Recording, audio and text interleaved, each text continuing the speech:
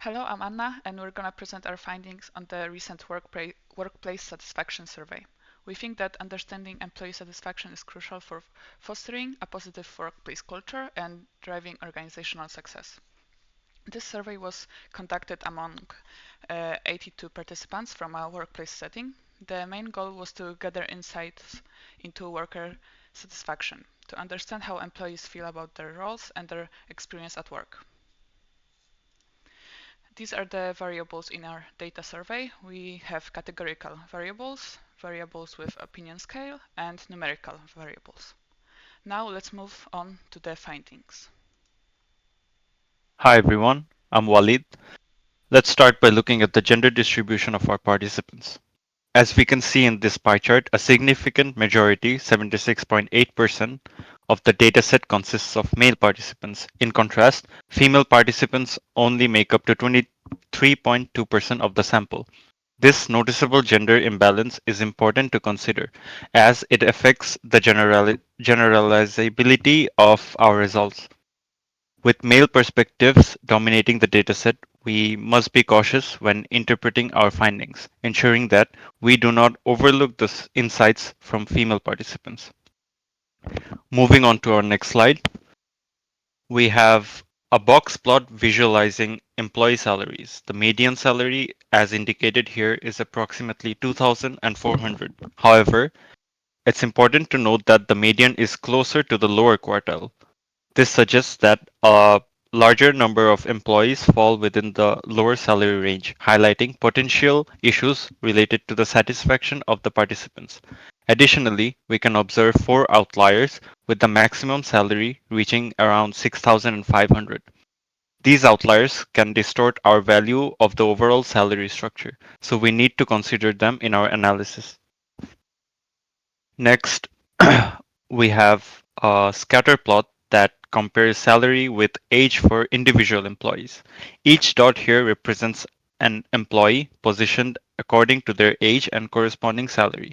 Notably, there is a cluster in the 40-year age group indicating that employees in this demographic tend to have similar salary levels. However, we also see some other outliers, particularly among older employees, with the highest salary visible at the 60-year mark. This suggests that there may be specific factors contributing to the higher salaries in this age group.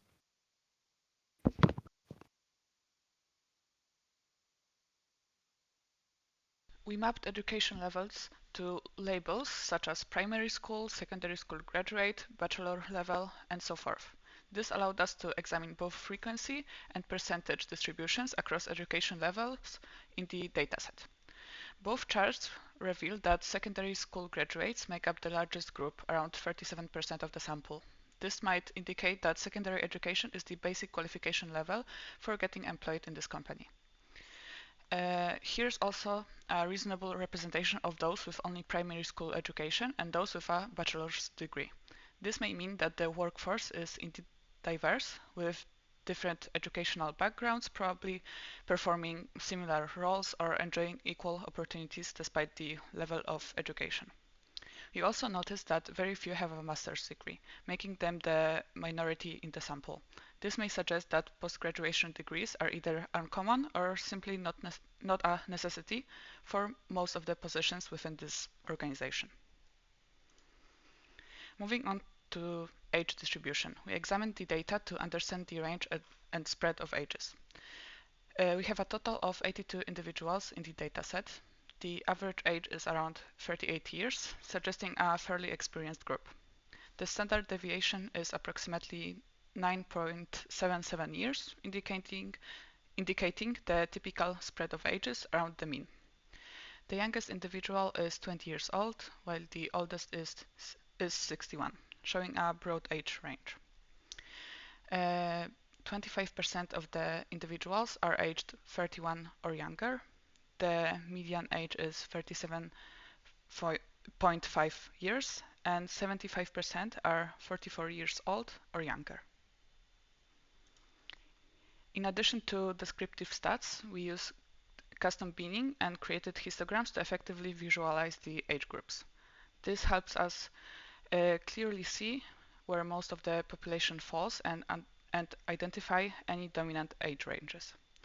The results show a high concentration of people in the 30 to 40 age range, providing insights into the core demographic group.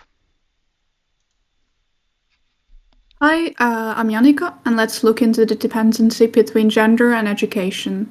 Since the data had way more men participating, the bar chart showcases the percentage of graduates to make it more informative. These findings showcase how almost all the workers graduated from some kind of school, but men were the only gender on both extremes. However, the most preferred education levels were the lower education for both genders. Now, let's examine the relationship between salary and satisfaction levels through this heat map. The darker shades in the 2000 to 3000 salary range indicate where most employees report the least satisfaction with their salaries. Interestingly, within the same range, we can see a gradual improvement in satisfaction levels, with 10 employees rating their satisfaction at level 2 and 13 at level 3.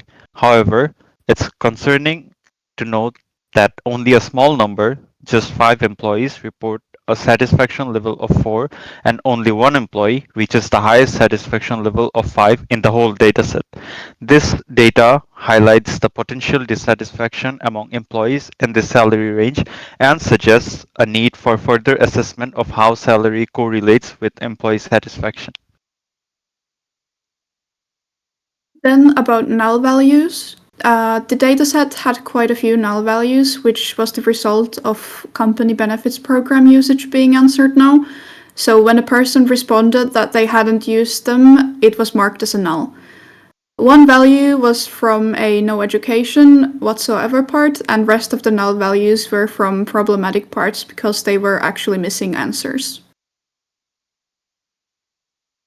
And then how did we deal with these missing values? We changed years of service, healthcare, holiday cabin, gym, and massage services into 0, since in this case it meant that the workers hadn't used the services. And in the years of service, it meant that they hadn't worked a year yet. For satisfaction of colleagues, we made it the medium, so we do not have to get rid of the whole row because of the missing answer. And education null part was made into no education. Those were all our findings. Thank you.